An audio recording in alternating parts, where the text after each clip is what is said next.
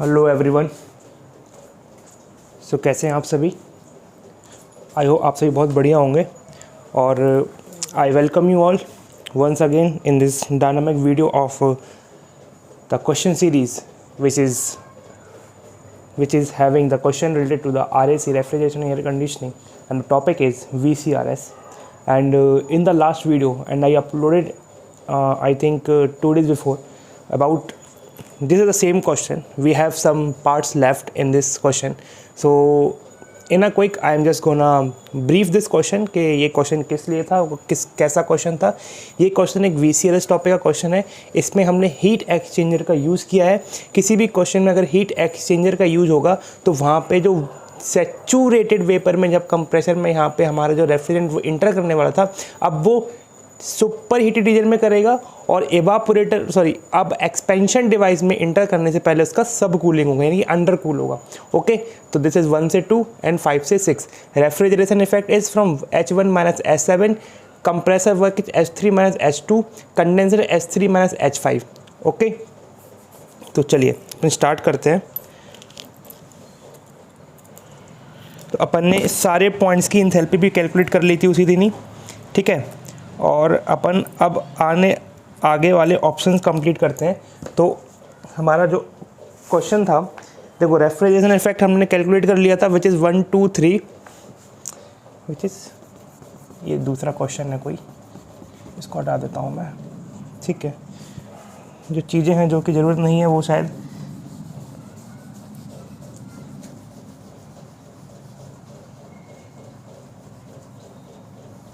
Okay. तो चलिए, और इसका जो मेन वीडियो है, इसका जो पार्ट 1 है वो मेरे लाइव सेक्शन में डला हुआ है। प्लेलिस्ट बना दूंगा मैं, जिसमें आपको दोनों वीडियोस आपको मिल जाएंगे। और हमारा जो अगला टॉपिक है वो रिवर्स ब्रेटन साइकिल के ऊपर होगा, जिस पे अपन रिवर्स ब्रेटन साइकिल को डिस्कस करेंगे, उसके इंपॉर्टेंट फॉर्मूले डिस्कस करेंगे, साथ में ही उस पर एक बेस अच्छा सा न्यूमेरिकल करेंगे, जिससे कि आपको उसके जो क्वेश्चन कैसे सॉल्व होते हैं और किस तरह वो दिमाग में फिट हो सकता है वो भी आपको समझ में आ जाएगा, ठीक है। तो हमने पहला पार्ट रेफ्रिजरेशन पर केजी निकाल लिया था, डन हो गया। मास flow rate of the refrigerant in KG पर मिनट हमने निकाल लिया है, ठीक है। COP हमने ये निकाल लिया। COP क्या है अपना, H1 minus H7, H1 minus S upon S3 upon S2, S3 minus S2। Okay, तो 5.837, क्योंकि हमने ये इंथैल्पी सब कैलकुलेट कर लिया। जो इंथैल्पी, क्योंकि VCRS का question is all about the calculation of the enthalpy at the different point. If anyhow you are able to calculate the different point enthalpy, then you are going to solve the question in a very quick time, क्योंकि सब जब point की enthalpy ही निकालना important है इस question में, और nothing else point की। और हाँ, TS डायग्राम बनाना बहुत ज़रूरी है VCRS की साइकिल में। अगर VCRS की साइकिल में अगर TS डायग्राम गलत हो गया तो आपका पूरा का पूरा सॉल्यूशन गलत हो जाएगा। तो VCRS का जब भी क्वेश्चन सॉल्व करो तो हमेशा सबसे पहले क्वेश्चन को ढंग से पढ़ो, उसके बाद उसका TS डायग्राम बनाओ, TS डायग्राम फिर से चेक करो और फिर एंथैल्पी कैलकुलेट करो। ओके, चलिए, तो now the part 3 part complete, 3 parts are complete. The 4th part is theoretical piston displacement. So now I am gonna rub this. Okay, एक बार देख लो जिसको देखना है, ठीक है। तो अपन ना 4th पार्ट कैलकुलेट करने वाले हैं, ठीक है। 4th पार्ट क्या है अपना, theoretical piston displacement। 4th part is theoretical piston displacement. Okay, theoretical piston displacement. सबसे पहले तो ये जो, जब भी आप थ्योरेटिकल पिस्टन डिस्प्लेसमेंट की बात करोगे तो आपके दिमाग में सबसे पहले आना चाहिए वॉल्यूमेट्रिक एफिशिएंसी। तो जो वॉल्यूमेट्रिक एफिशिएंसी होता है वो होता है मास फ्लो रेट इनटू, आप इसको अभी V लिख लेना, π/4 d² L into n/60 into K। Okay, this is our swept volume, this is in RPM, divide by 60 किया तो RPS हो गया, and this is number of cylinder. Okay, this is number of cylinder. ये जो V है ये सबसे important चीज़ है, यही सबसे इंपॉर्टेंट चीज़ है। इसको मैं रेड मार्कर से लिख देता हूँ।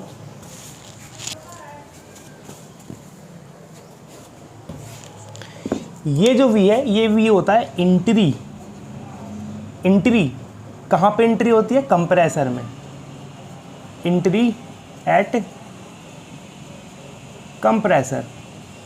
ओके, तो ये जो V हम ये V वहाँ का लिखते हैं जहाँ पे हमारे कंप्रेसर में एंट्री हो रहा होता है, कंप्रेसर में एंट्री।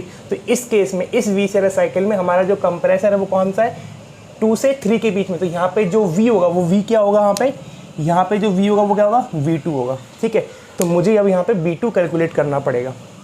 कुछ समझ में आ रहा है? अगर हमारा VCRS का अगर जो 2 है वो यहाँ पे 1 से ही होता है, यानी कि ड्राई सैचुरेटेड से निकल रहा होता, तो हमारा जो V2 होता वो जो हमारा V होता वो V1 हो जाता। लेकिन इस केस में सुपर हीट हुआ है, सुपर हीट होने की वजह से 1 से 2, यानी कि 2 is the entry to the compressor, 2 is the entry point for the compressor. तो यहाँ पे जो V एंट्री एट कंप्रेसर होगा वो V2 के बराबर होगा। ठीक है, यहाँ तक कोई दिक्कत नहीं। तो इस फॉर्मूले को आप नोट कर लो एक बार। ठीक है,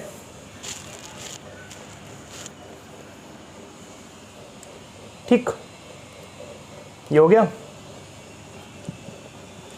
आई होप आपने इसको नोट कर लिया होगा। ठीक है, तो अब इसके बाद इस थ्योरेटिकल पिस्टन डिस्प्लेसमेंट का मतलब होता है अगर हमारी वॉल्यूमेट्रिक एफिशिएंसी 100% हो जाए, 100% हो जाए, इसका मतलब 100% होने का मतलब है कि volumetric efficiency is equal to mass flow rate into V entry to the compressor over swept volume into N/60 into K। अगर ये 100% यानी कि ये 1 के बराबर है तो हमारा क्या होगा, मास flow rate into volume, specific volume at the entry of the compressor is swept volume into N/60 into K। यहाँ तक कोई दिक्कत? मेरे ख्याल से कोई दिक्कत नहीं है, मेरे ख्याल से तो कोई दिक्कत नहीं है। ठीक है,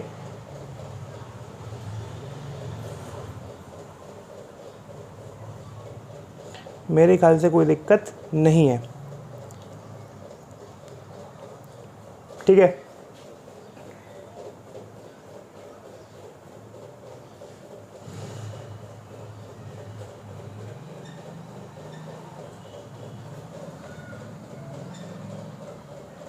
यहाँ तक कोई दिक्कत?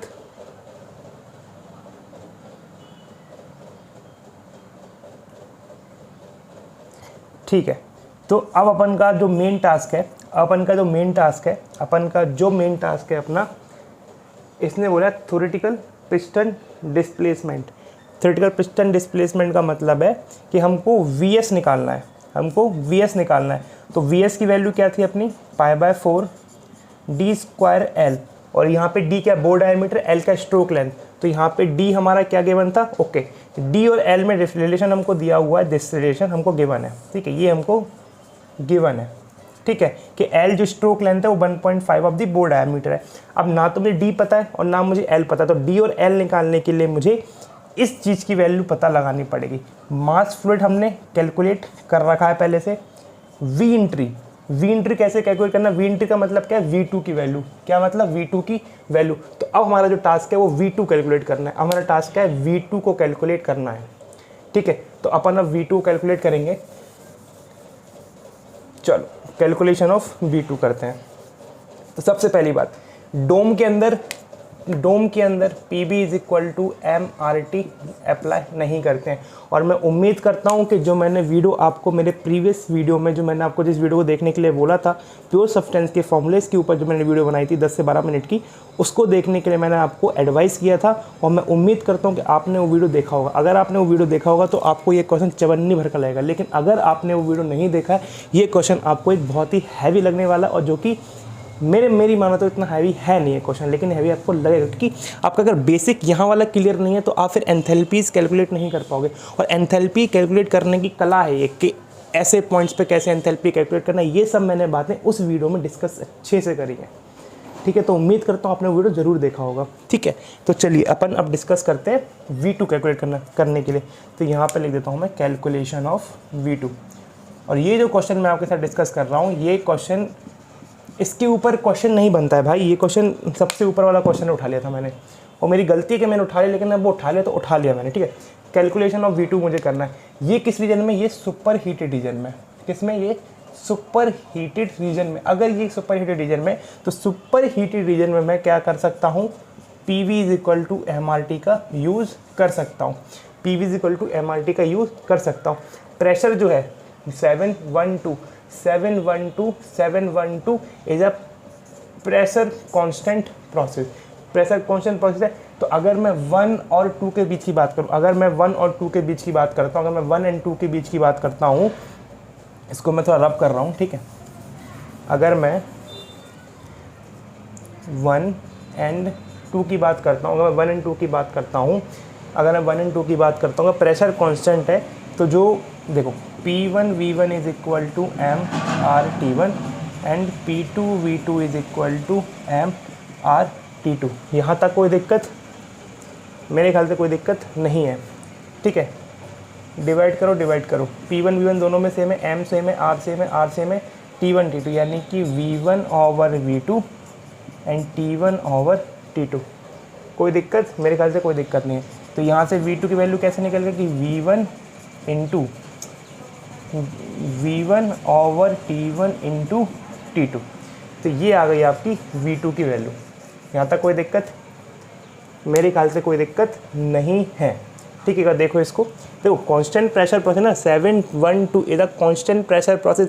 PV is equal to MRT can not be applied under the dome, inside the dome, but it can be applied in the superheated region. Superheated region में हम PV is equal to MRT का use कर सकते हैं, आराम से बिना किसी दिक्कत कर सकते हैं। तो अपन ने PV is equal to MRT in between the point 1 and 2 लगाया, और 1 एंड 2 पॉइंट लगाने की वजह से हमको ये देखा कि प्रेशर तो कॉन्स्टेंट है, प्रेशर कौन है, मास फ्लो रेट कौन है, आर कौन है। तो जो वॉल्यूम है वो डायरेक्टली प्रोपोर्शनल टू टेम्परेचर हो गया। तो volume is directly proportional to temperature. जब volume directly proportional to temperature हो जाएगा तो यहाँ पे V1/V2 is equal to T1 directly मैं लिख सकता था, लेकिन मैंने नहीं लिखा। मैंने पहले इस आइडियल गैस इक्वेशन पे जाके मैंने लिखा आपको समझाने के लिए। तो V1/V2 is equal to T1/T2 and from here V2 is equal to V1/T1 into T2, ठीक है। चलो बहुत बढ़िया। तो यहाँ से मैं V2 निकाल लूँगा। तो V1 क्या है अपना? V1 हमारा VG एट -10 पे VG कितना है अपना? एक ही स्पेसिफिक वॉल्यूम रहेगा, तो वही का वही होगा। तो 0.07702 इंटू T2 तुम्हारा क्या है? T2 तुम्हारा -5 डिग्री यानी कि 268 ओवर 263। सो V2 कैलकुलेट करो कितना आ रहा है।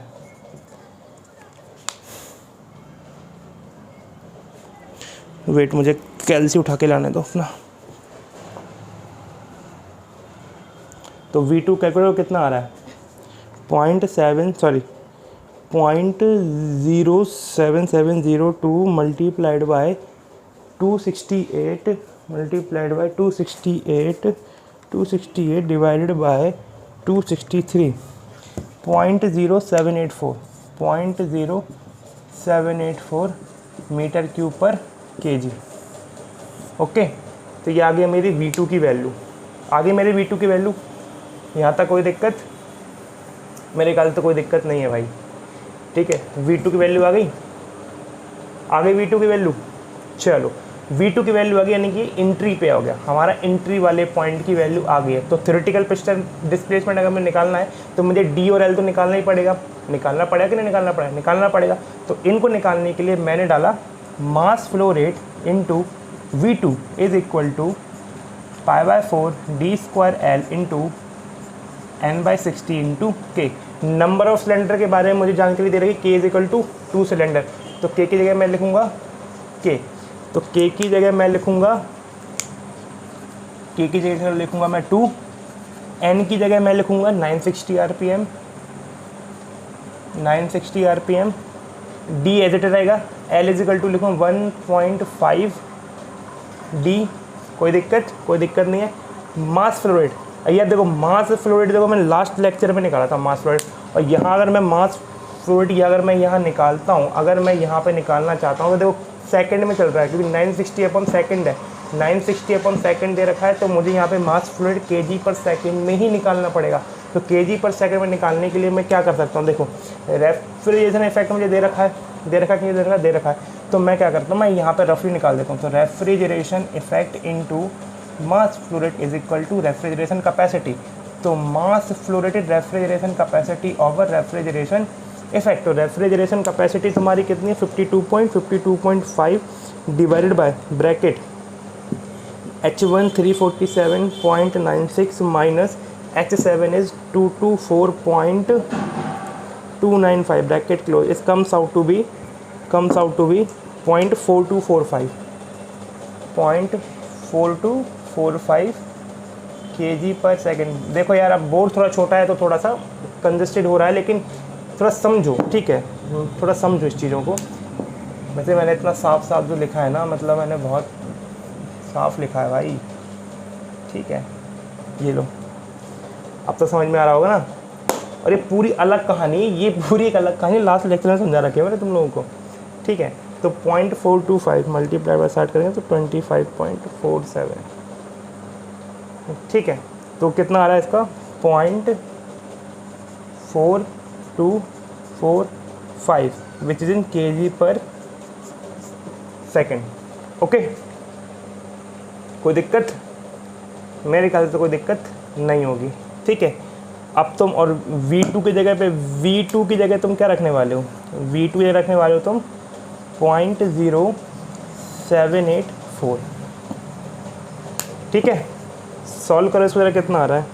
सॉल्व करने में 0.4245 मल्टीप्लाई 0.0784 डिवाइड बाय ब्रैकेट, ये कितना होगा 0.78539 multiplied by 1.5 multiplied by 960 multiplied by 2 bracket close and multiplied by 60, shift cube root, answer 0.0, यहाँ से जो d की वैल्यू आ रही है 0.0959 मीटर, mm में कन्वर्ट करेंगे तो 1 2 3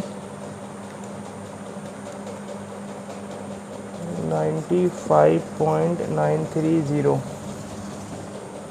95.930।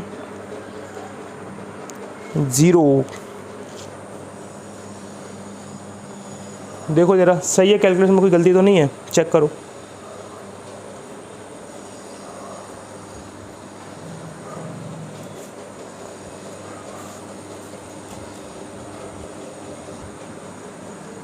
चेक की कैलकुलेशन आप लोगों ने, ठीक है। आई होप आप लोगों ने कैलकुलेशन चेक कर लिया होगा। तो डायमीटर कितना आ रहा है तुम्हारा 95.930 mm, ठीक है, डन। और हमारा जो लेंथ है, हमारी जो लेंथ आ रही है, और हमारी जो लेंथ आ रही है, length stroke length, my mistake, तो स्ट्रोक लेंथ कितनी आ रही है 1.5 ऑफ d, तो इसमें मल्टीप्लाई करो, मल्टीप्लाई 1.5, तो आ रही है आपकी 95.930 मल्टीप्लाई 1.5 143.895 mm, ठीक है। तो ये रहे आपके दोनों आंसर, ठीक है। तो आपने L और D निकाल लिया है, आपने L और D निकाल लिया है, ठीक है। एक बार इसको भी नोट कर लो, मैं इसको रब कर रहा हूँ यहाँ से। तो यहाँ पे मुझे थ्योरेटिकल पिस्टन डिस्प्लेसमेंट अगर मुझे चाहिए, तो थ्योरेटिकल पिस्टन डिस्प्लेसमेंट क्या हो जाएगा तुम्हारा π/4 d² L, तो π/4 करो इसको ज़रा, तो 0.78539 मल्टीप्लाइड बाय d² 0.0959 का स्क्वायर मल्टीप्लाइड बाय 0.143895, ये आ गया तुम्हारा 0.0501 metre cube theoretical piston displacement, ठीक है।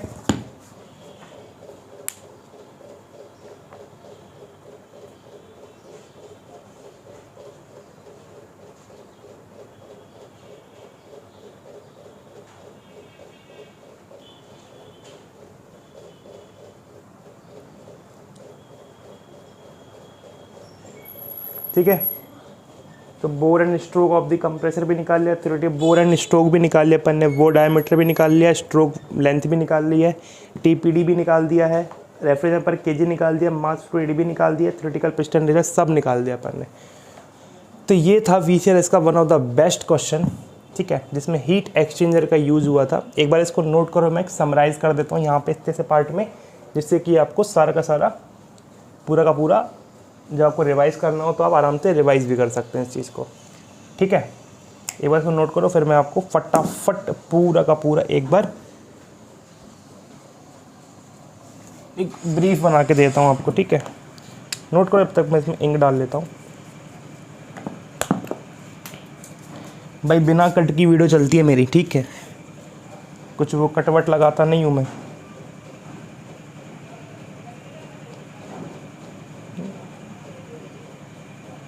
ये कट लगाओ फिर उसको एडिट करो, इतना क्यों ही टाइम वेस्ट करना भाई।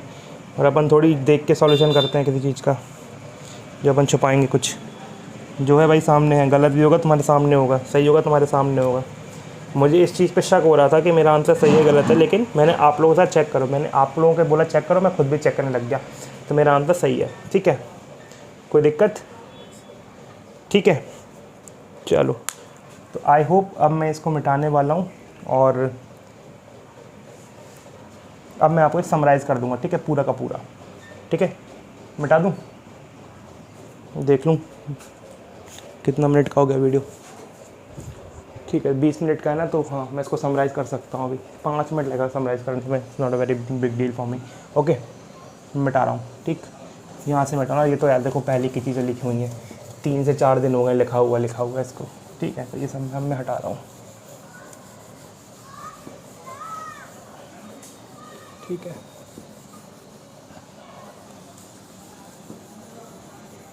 ठीक है, तो चलो आते हैं अपन VCRS में शॉर्ट नोट्स पे आते हैं अपन। ठीक है, सबसे पहले शॉर्ट नोट्स। ठीक है, अगर हमको कुछ नहीं बोला तो सिंपल VCRS साइकिल हमारी कैसी दिखती है? सिंपल VCRS साइकिल हमको कुछ ऐसे दिखती है। ठीक है, this is 1, this is 2, this is 3 and this is 4, TS। एक बात और, हटा इसको यार, हटा। इसका पीएच डायग्राम बना के दिखाता हूँ मैं आपको। सबसे पहले आप इसका पीएच डायग्राम भी देख लो। अगर आपने इसका पीएच डायग्राम बनाना सीख लिया तो आप फिर सब कूलिंग, सुपर हीटिंग, अगर सिंपल भी दे रखा है सिंगल तो आप बना सकते हैं। ठीक है, पीएच डायग्राम। सबसे पहली बात, प्रोसेस बनाने का तरीका देख लेना। Process 712,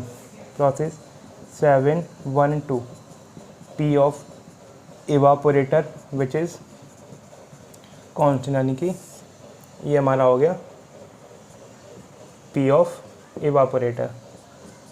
now process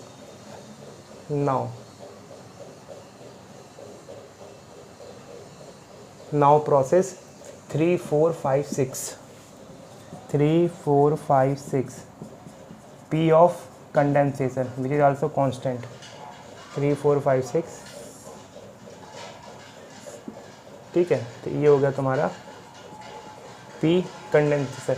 1 point is in the saturated vapour line, 7 is in the dome, 6 is in the undercool, but it is isenthalpic. इसका मतलब ये लाइन होगी यहाँ से।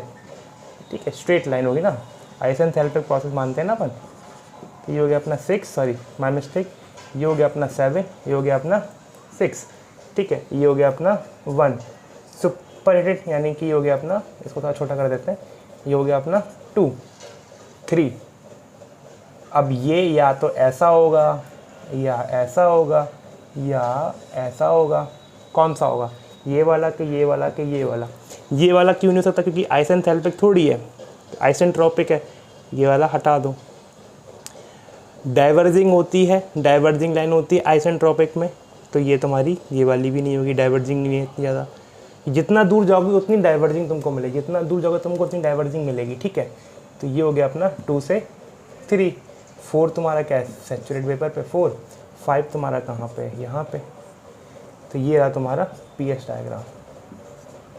ठीक है, अब इसको तुम ऐसे भी दिखा सकते हो, रिवर्सिबल प्रोसेस है, तो इसको तुम डॉटेड लाइन से भी दिखा सकते हो और इसको तुम कॉन्टीन्यूस लाइन से भी दिखा सकते हो, तो डजेंट मैटर। ठीक है, तो ये रहा तुम्हारा pH diagram for this VCRS। This is on TS diagram, this is on pH diagram. Okay, तो इसको भी नोट कर लो यार। ठीक है, इंपॉर्टेंट था, मेरे को याद आ गया तो बता दिया। ठीक है, डन।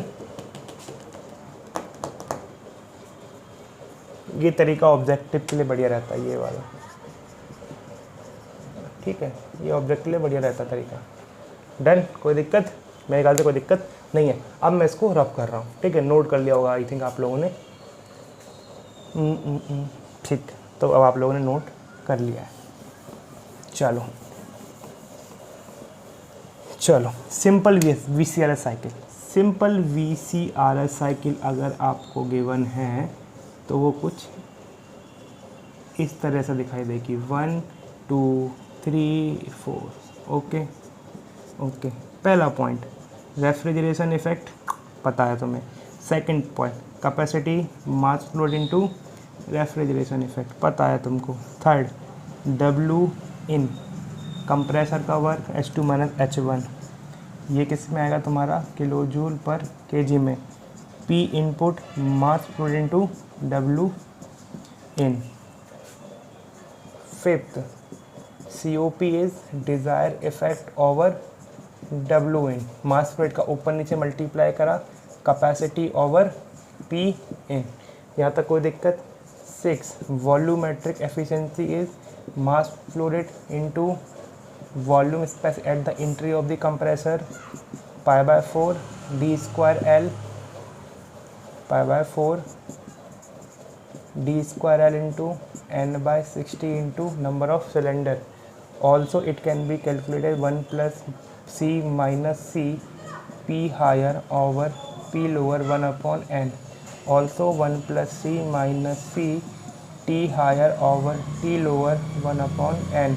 बस ठीक है, ठीक है, इसके अलावा कुछ और नहीं। ठीक है, तो एक बार नोट करो इस चीज़ को जो मैं यहाँ लिख देता हूँ यार भाई, H1 माइनस H4। ठीक है, ये भी तुम्हारा किलो जूल पर केजी में आएगा।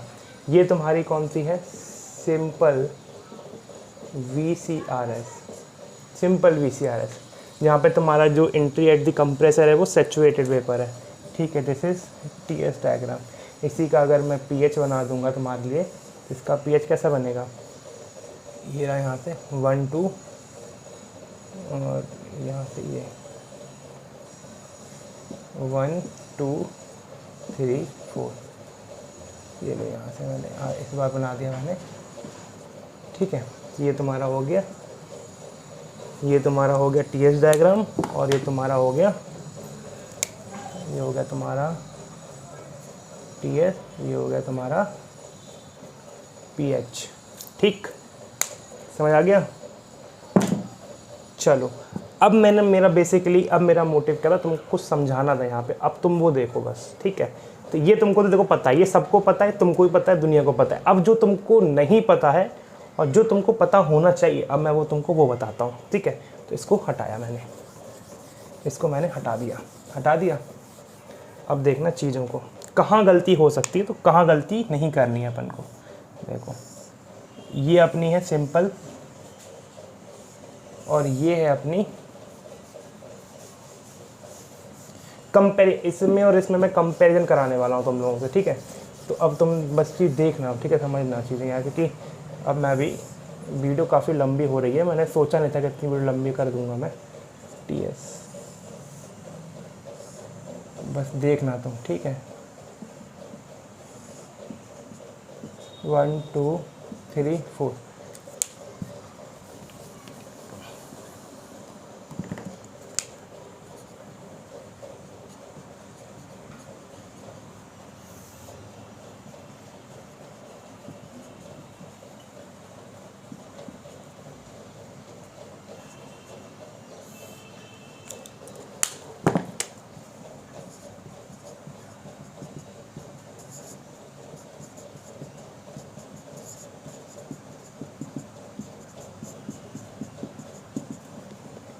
ठीक है, देखो, रेफ्रिजरेशन इफेक्ट इन सिंपल वी से H1 माइनस H4, यहाँ तक कोई दिक्कत नहीं है। लेकिन अगर मैं इसकी बात करूँ, हीट एक्सचेंजर वाली बात करूँ, तो इसमें जो रेफ्रिजरेशन इफेक्ट हो क्या होगा, H1 माइनस S7। ये याद मत लेना कि रेफ्रिजरेशन इफेक्ट जो है वो यहाँ 1 यानी कि entry of the compressor H2 minus S7, no, H1 minus S7। Okay, capacity कितना हो जाएगा, mass flow into refrigeration effect, कोई दिक्कत। W इन H2 माइनस H1, यहाँ पे क्या होगा, S3 माइनस H2। P इन क्या होगा, मास flow into H3 minus H2। यहाँ तक कोई दिक्कत नहीं है। अगर मुझे H2 गिवन है, H1 गिवन है, H5 गिवन है, S6 निकालना है। अगर मुझे H1 गिवन है, H2 गिवन है, H5 गिवन है, S6 निकालना है, तो कैसे निकालोगे आप, कैसे निकालोगे बताओ, कैसे निकालोगे? तो आप जो है निकालोगे कैसे, देखना ध्यान से। H2 2 minus H1 is equal two degree of super heat is equal degree of super cooling ना, तो H5 minus S6 CP, T2 minus T1 CP, T5 minus T6। देखो अगर तुमने क्वेश्चन ढंग से सॉल्व किया होगा, तुम्हें पता है क्वेश्चन मैंने कैसे कैसे स्टेप्स किए थे, तुमको पता होगा कि यहाँ पे डिग्री ऑफ सुपर हीट में तुमको यहाँ पे CP है वो किसका, गैस यानी कि वेपर का लेना पड़ेगा, किसका, वेपर का। यहाँ आएगा वेपर का, यहाँ कैसे आएगा, लिक्विड का। ठीक है, तो इस प्रकार से आप चीज़ें कैलकुलेट करेंगे किसमें, हीट एक्सचेंजर के क्वेश्चन में। तो यही सब था तुम्हारे हीट एक्सचेंजर वाले क्वेश्चन में। और this is my humble request to all of you, please go through the last video, the part 1 of this RAC, then you will come to this video. अगर आप डायरेक्टली इस video पे आए हैं तो फिर आप पहले पार्ट देखिए, उसके बाद इस पार्ट पे आइए। और मेरी माने तो आप सबसे पहले दोनों वीडियो देखने से पहले आप मेरी जो मैंने आपको एडवाइस की वो वाली वीडियो देखें। ओके, तो चलिए मिलते हैं अब आपसे नेक्स्ट वीडियो में। आई होप आपको ये क्वेश्चन पसंद आया होगा। और देखो इस क्वेश्चन में ना पसंद करने वाली बहुत सारी चीज़ें, मतलब बहुत सारी चीज़ें, आपको पूरा VCS खुल के आपके सामने बैठा हुआ है, पूरा VCS, ये पूरा VCS खुल के बैठा दिया मैंने आपके सामने। इससे ज़्यादा अच्छा क्वेश्चन यूनिवर्सिटी एग्ज़ाम में भी नहीं आता, मैं आपको बता रहा हूँ भाई, साफ बात है। ये क्वेश्चन है बहुत ख़तरनाक क्वेश्चन है, one of the toughest question है ये, one of the toughest question. तो उम्मीद करता हूँ आपको ये टफ क्वेश्चन सिंपल लगा हो। इस पॉइंट का याद रखना, इस पॉइंट का याद रखना, इस पॉइंट का याद रखना। सिंपल VCS सब सॉल्व कर लेंगे, ये वाला VCS अब आप सॉल्व कर सकते हैं, आपके सामने पूरा का पूरा। ठीक है, तो चलिए मिलते हैं आपसे नेक्स्ट वीडियो में। तब तक के लिए पढ़ते रहिए और मचाते रहिए। Happy engineering. नमस्कार।